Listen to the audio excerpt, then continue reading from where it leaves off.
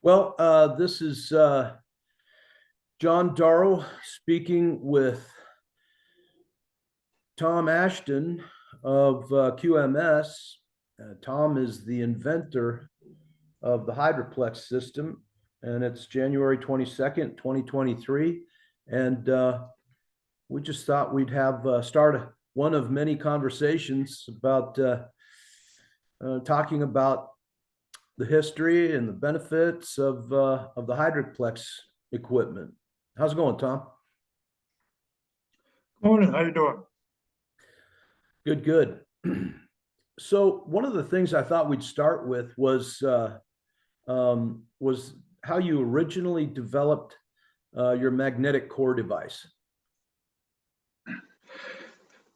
It was kind of a long process, actually, as I had a small chemical company up here in Cleveland, and the chemicals were high. They were nasty, quite frankly. They're toxic, they're polluting, and I was working with one of my customers, a hospital. We were all in hazmat suits, and I was telling the customer, I said, "There's going to be a better way."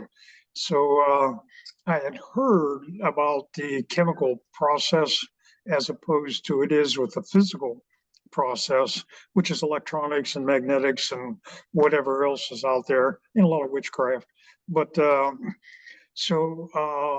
had a customer in Cleveland, the Cleveland Metropolitan Housing Authority, and I used to supply them with a lot of chemicals.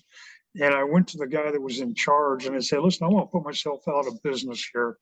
And basically, his response was, "Yeah, what can I do to help you?" And as it turned out, what they did is they gave me three boilers to work on and the mechanics to work with so that I can install my equipment on these boilers.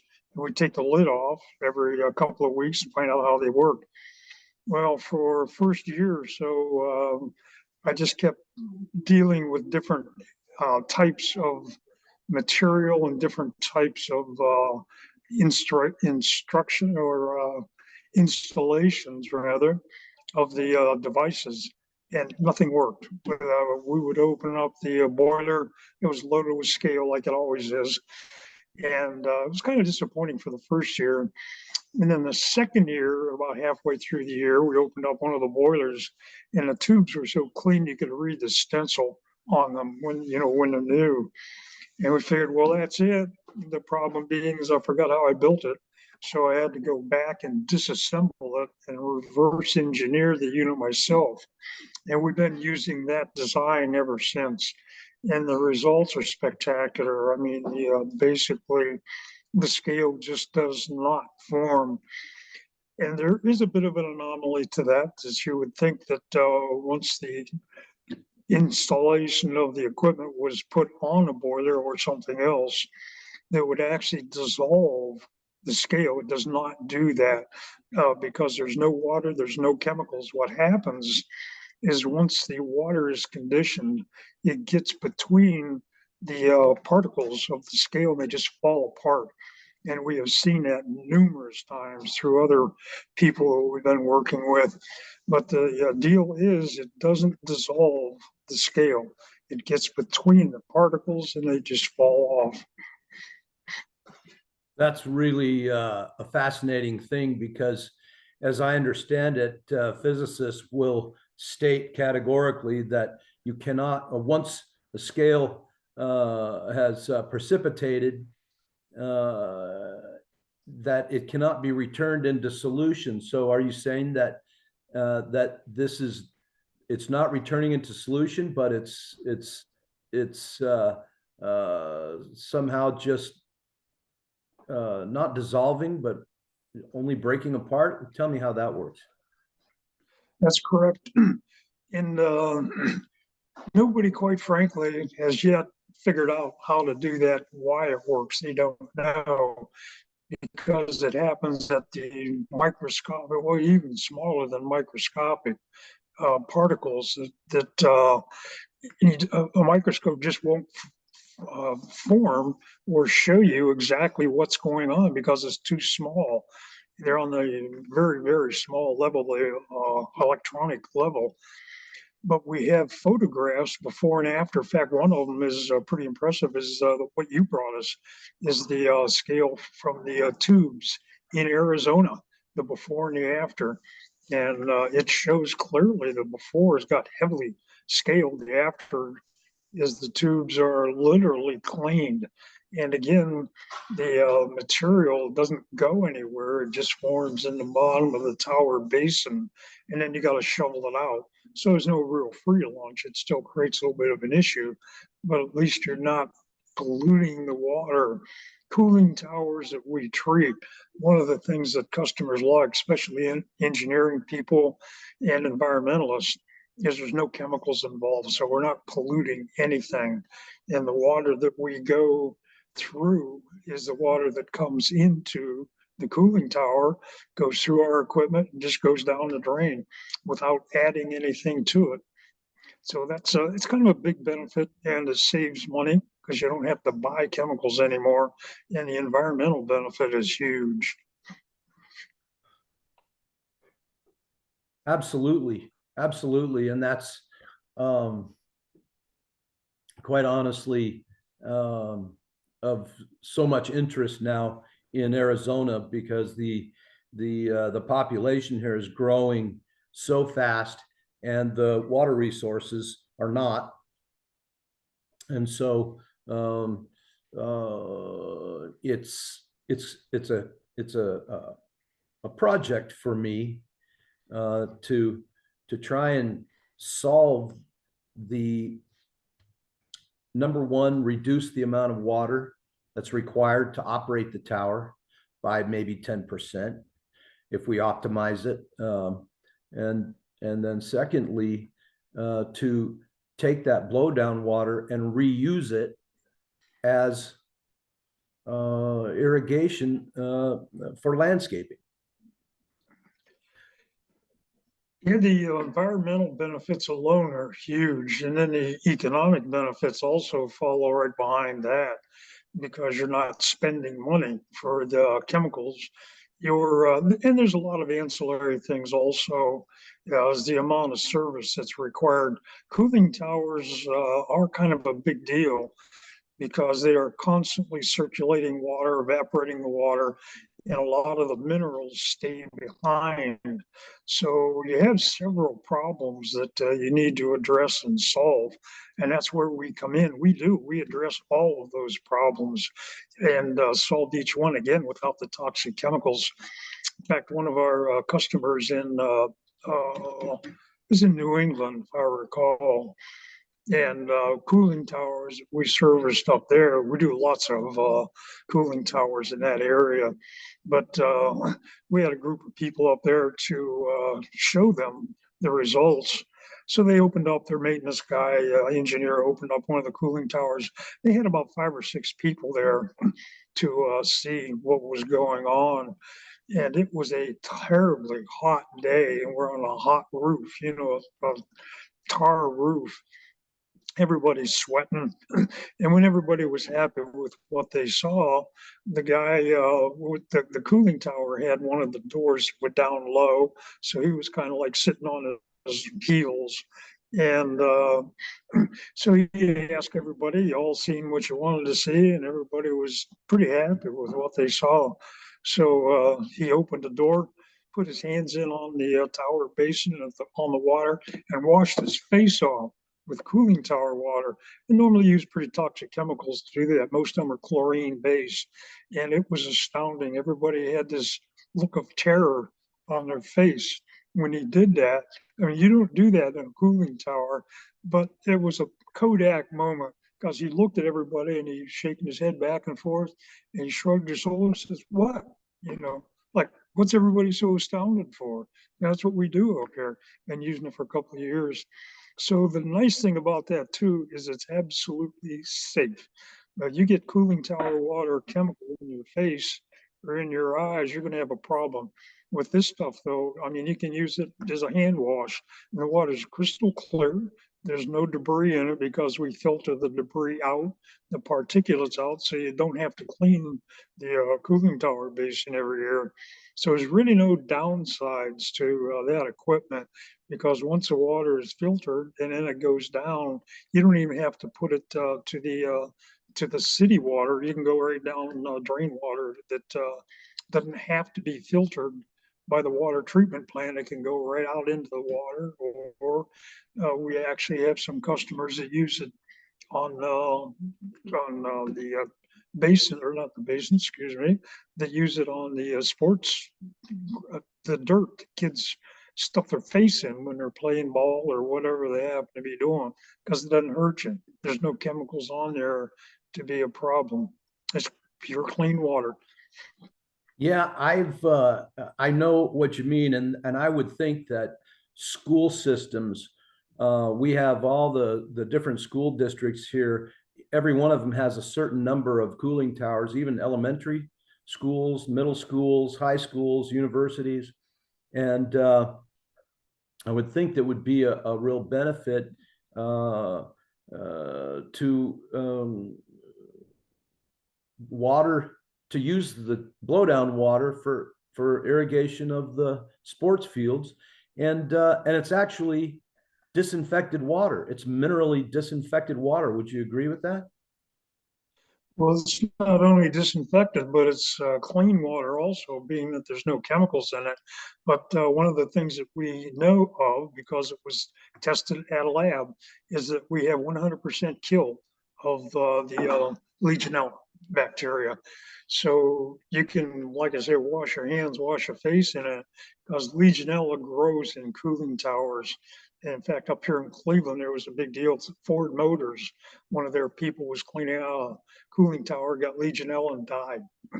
And so we know that the Legionella is killed by the tests that were done by a company in Columbus. As a matter of fact, part of the university, part of Ohio State University, they ran tests on our equipment, and they said it worked better than anything that they have ever used, any chemical, anything, even the very strong chlorine-based chemicals.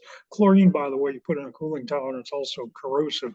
Pure water, like what we use, you get all the benefits. Nobody gets sick, and the basin doesn't get eaten alive by the toxicity of the treatments that they put in, chlorine-based treatment. And chlorine-based treatment, by the way, you have to alternate in a cooling tower. You have to alternate the chemicals, because the bugs become partially immune to it. So they have to alternate between, basically they use chlorine and other chemicals that are as toxic. With us, they don't become immune to the copper silver. And we've had people claim that they have, and we have proof that it does not, the bacteria does not become immune to it. So anybody that tells us that, a lot of people don't like what we're doing, because we're cutting into the cooling tower material that's used by the chemical companies, basically. So we said, well, we've got our documentation. Show me yours that it does eventually become immune to it, because the stuff that we have say it does not ever, anytime. So it's like becoming immune to a spear. It just doesn't happen. So there's a lot of benefits to using this equipment, the cost savings, the environmental savings, the safety involved, everything points in the right direction. And then you have a maintenance issue, because most cooling towers, if you look at the fill, they're loaded with scale on there. So you have to use another chemical to get the scale off. With ours, we actually clean the scale off of the tubes, if any exist. But again, we don't use the chemicals to do it. The magnetic effect just gets between the scale particles, and they just fall apart.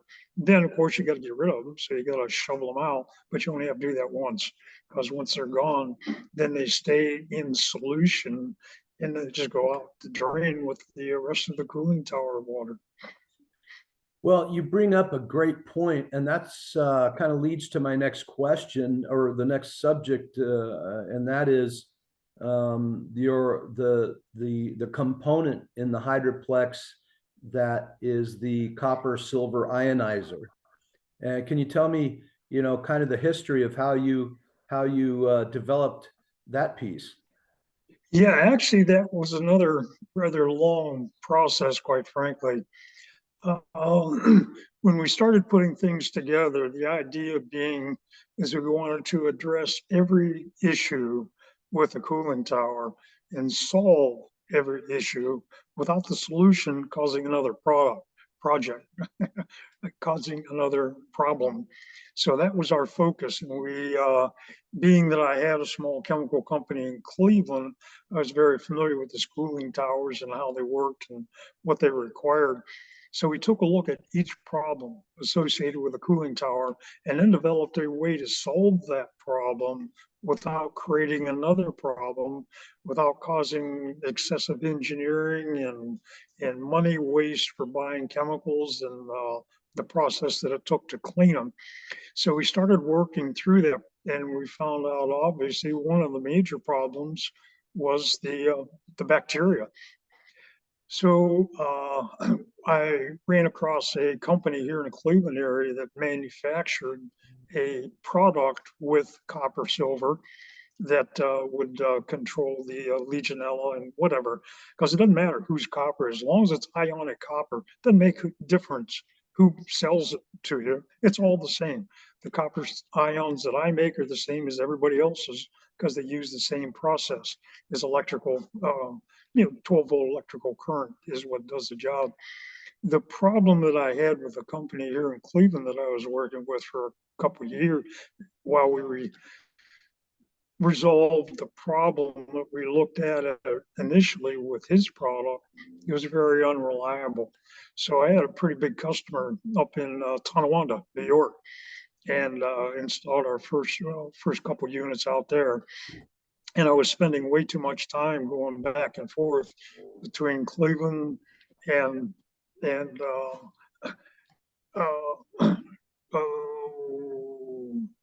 in New York, between Cleveland and New York, Buffalo. It was in Buffalo. That's where it was. So I spent too much time going back and forth keeping this unit online. So I developed a unit myself that would form the ions that I needed, basically formed by electricity, but would be very reliable. So once you set it up, it just literally works 3 or 4 years before you have any before the bar actually evaporates, goes away, but it continues to work. Now you do have to clean the bar, being that it works on DC current, positive and negative. It also adheres to a lot of other issues of particles that are in the water. So you got to clean the bar every once in a while, and you got to clean the holder of the ionizer bar and the solution, uh, the component rather that holds the bar in place, which is stainless steel. The bar's copper, sometimes copper steel, but the stainless steel that holds it in place will also collect the minerals that are in the water.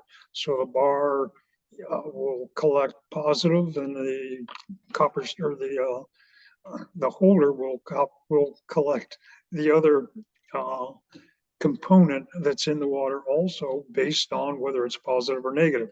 So you do have to clean the bars once in a while. So there's no free lunch. Cleaning the bars takes a few minutes. If you take your time, it's no big deal. You just grab a pair of pliers basically in the bar and you rub the two together, knock the scale off, put the bar back in, you're good to go. So it's almost there's no heavy maintenance involved. It's all very easy to do. Takes a very short amount of time. So there's a couple of solutions there that we solved, but it took a while to develop that. We had to get the electronics set up properly so that we could adjust the amount of time that the bar is actually in service. Because if it puts in service with positive, negative like that, the bar will disappear in a relatively short period of time. It'll be eaten by the electronics. So we have to put a timer on there. So we'll say that the bar is in service, holding electricity for 10 minutes out of an hour. and then we do a copper test. So based on the results of the test, we can either increase or decrease the amount of time that the bar is actually in service. So once we get it down, the bars that we put on there can easily last 2, sometimes 3 years before they're completely eaten away and have to be replaced. So the economy of the things, if you compare that with 55-gallon drums of toxic chemicals, there's no comparison. It's very, very operator friendly and very economically friendly for the customer also. It's a big money saver, as well as reducing the maintenance and totally eliminating the pathogens, again, including the nasty stuff, which also we found out that we have not done this and proved it, but it's very possible that the latest, what do they call it? Help me out a little bit here. The big one that's a killer, Corona. Apparently, it also kills Corona, and we have not done studies on that we can publish yet. But the engineering company says it probably will kill the Corona also. Well, I'm so familiar with it because I've been installing, servicing, maintaining your equipment here in Arizona for 6 going on 7 years now. So I've cleaned those copper bars. I've really become so familiar with it, and taking the water samples and delivering them to aerobiology for Legionella testing, and coming up with the 0 colony forming units results time after time after time, year after year, and it's amazing, really, that the answer is so simple and it's healthier, and the end result is like you said, more sustainable environmentally. And I did want to say that it's my understanding that by placing those positively charged copper ions in the water, they are naturally attracted to and attached to the negative charge of the bacteria or the virus or the fungus or whatever, and they pierce the cell wall and destroy the DNA, and that these bacteria cannot survive in an environment of copper. Would you agree with Yeah, that? that's what no, totally. As a matter of fact, I have reports that demonstrate exactly that. What happens is the ionic copper with the electrical charge actually pierces the cell wall of the bacteria. So it's kind of like becoming immune to a spear. It's not going to happen. It breaks the cell wall, and the pathogen dies. That's why we get 100% kill ratio, because it's not like you're putting in a chemical. The chemical is absorbed by the pathogen and stays there. What we do with the copper silver, once it pierces the wall, the bacteria dies. It doesn't have a chance of surviving. But all the reports that we have by companies that do that say the same thing. Yes, it's very, very effective, and it's not something that you have to keep changing the chemical because the bacteria become immune to it. It can't become immune to a spear. So once we put that copper silver in the water, whatever is in there is eradicated. And the interesting thing about it, like I mentioned before, with you can get that same effect of killing the bacteria with copper silver for basically forever. So you don't have to keep changing the chemical or anything. The copper silver does it by itself, or just copper by itself. You don't even need the silver, we found out. But That's a way that we maintain the safety of what we use. It doesn't go away. It doesn't evaporate, and it's non-toxic. You can actually use it. There's another point that I'll have to think about for a minute that I wanted to make that was kind of important also. I know one of the things that we have run into over the years is frequently you'll see a cooling tower that's right next to a parking lot or possibly on the ground. And what happens is all those water molecules are carrying all those pathogens with them. And people are literally walking through them, particularly if they're on the ground, the cooling tower is on the ground. They're basically walking through the drift, they call it, the particulates of water that come up with the way that the cooling towers operate. And that's where a lot of these problems come from. Up here in Cleveland, that's where we had a problem up here in Cleveland with one of the big manufacturing companies that are gone now. But they had cooling tower basically on the ground. And the mechanic that was working on the cooling tower got Legionella and died. And it was in the newspapers. I can't obviously mention it on a video here, but I can give you the information from the newspaper that explains it. Well, I can say here in Arizona, in the Phoenix Valley, if you will, the city's built outward and not so much upward. So all of my installations are on the ground. And and and I will say that when I visit, I built cell towers for a while in this market, and building cell towers, you're up on a 65 feet in the air, and you're looking down and at cooling towers that are in between the classrooms of the elementary students and the playground of the elementary students, and all of the students, the staff, and the parents, they're all walking past these cooling towers every school day. And it's kind of a shock to me that, or I shouldn't say shock.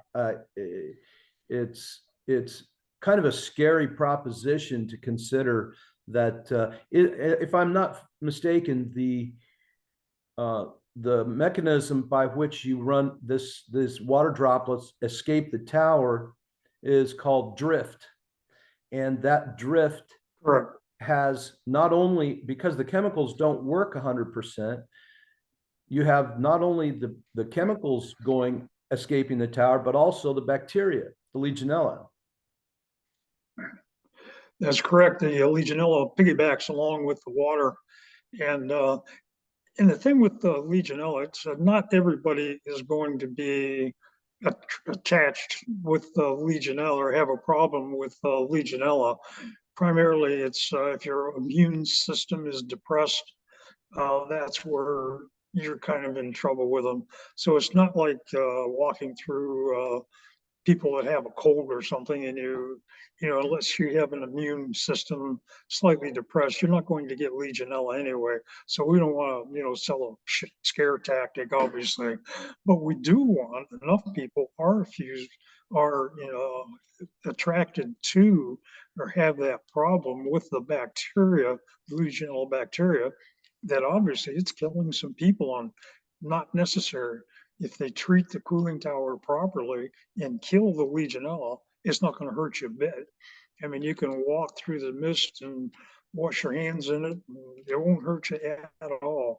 Copper is totally benign as far as being any kind of a pathogen for people.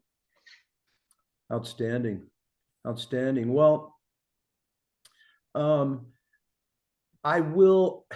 going to be limited on time here to 40 minutes. And I just wanted to kind of recap with you, Tom, and say that in general, the Hydroplex is a side stream filtration combined with a disinfection, a mineral-based copper disinfection, and a scale control. Would you say that that's about right? Yeah, as a matter of fact, that's perfect. Yeah, the nice thing about the cooling tower that we haven't mentioned is once it's hooked up and turned on, it continues to run. It's not like something that goes for a while, shuts off, back on again. Doesn't do that. You turn it on and it continues to run. And normally, for a normal size cooling tower, we're circulating about 200,000 gallons of water every day. So you've got continuous treatment. So there's no time during the day that you don't have full treatment of the equipment. So no matter what, day or night, somebody gets a mouthful of bacteria from a cooling tower, it's not going to hurt them. And then the particulates we take out, cooling towers are big air filters. So the air that's there is carrying just all kinds of stuff. And with what we do, we are constantly cleaning the cooling tower. So the basin, we have sweeper jets in the basin that push all the material to one location where it's drawn through the cooling tower itself and circulates through and goes to drain. And the drain, we have that, it doesn't continuously drain. That'd be a problem with money, with water continuously draining. So we have a timer on that. And the timer is set by the conductivity of the water. And so if we set the conductivity of the water, say to 1400 micromos or 6000 micromos, then it's not draining water unless the conductivity is up and needs drained. So it's a big, big money saver, particularly if people are using money, which in are using a lot of water, which in Arizona, I know is one of the issues that they have up there. They're trying to conserve as much water as you possibly can. We are not wasting water. What we're doing is preserving that water by only draining the particles that are in there, which foul out your cooling tower, because the conductivity determines how much material that you have in your water, and that's all we drain out. We don't drain all of it out every day, every minute.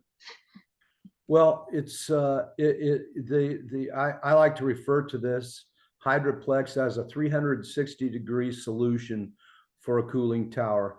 And by virtue of pulling water continuously out of the basin, filtering it, treating it, conditioning it magnetically, and then returning it back to the basin through Venturi sweeper jets and continuously agitating the water, the mud can't build up, and it's continually filtered out. So by removing the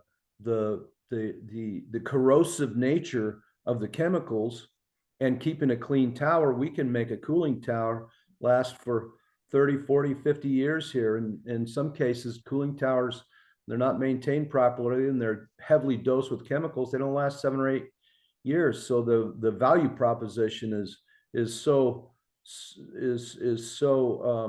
pronounced. If you can take the cost of a $500,000 cooling tower and spread it over 50 years, it's obviously deferring the replacement cost is part of the value proposition. That's correct. Also, really, the idea being is to keep the cost of operation and the conservation of water as low as earthly possible while you're still getting the results. You're still taking care of all the pathogens. And it's not just Legionella, but it's all pathogens. Basically, we quite frankly have not yet, I mean, I'm sure there are someplace, but of all the tests that have ever been run for our equipment, there's not a single pathogen that we have not been able to eradicate. And all of them are done with toxic free copper silver ionization. So it's not like you're dumping a nasty polluting chemical into the water and making the water worse. It doesn't work that way. We're polishing the water. So all the particles come out. It's amazing when we pull water samples that the water samples are literally crystal clear. And we have the jars that we use about 4 inches in diameter and 4 inches high. And we pull the water sample out of the most contaminated area that we can find, which is basically the bottom of the cooling tower where all the particles would normally settle out. They don't. And we pull that water sample and hold it up to the light. You can't tell it from tap water. It is that clean. It's no exaggeration. We do that every day, been doing it every day for well over 30 years now.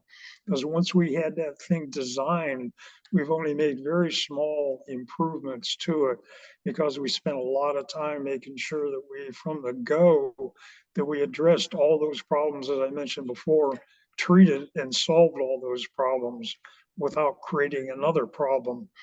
So it took a long time to be able to do that, but the results have been well worthwhile.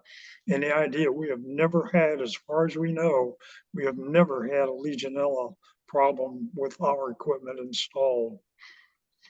Well, Tom, thank you very much. We've run out of time. I'm going to go ahead and I want you to stay on the line for just a little bit longer, and I'm going to stop the recording now. And really appreciate your time today, and I look forward to doing it again. Well, it's my pleasure. And if we need to redo any pieces and parts, you can edit it, no problem. Let us know. Okay. And if we missed anything, we can add that also. All right. Hang loose just a second.